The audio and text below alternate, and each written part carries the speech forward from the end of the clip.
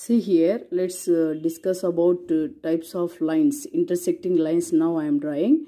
Intersecting lines means two lines intersecting at one common point. Okay, only two lines intersecting at only one point. These lines are called as intersecting lines.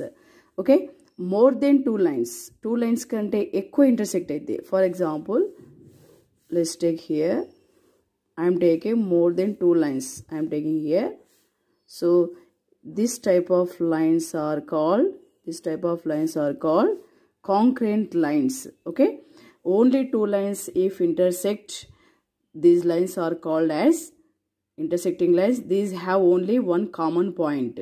Okay, more than two lines if intersect, if meeting at one point, this type of lines are called as concurrent lines. Concurrent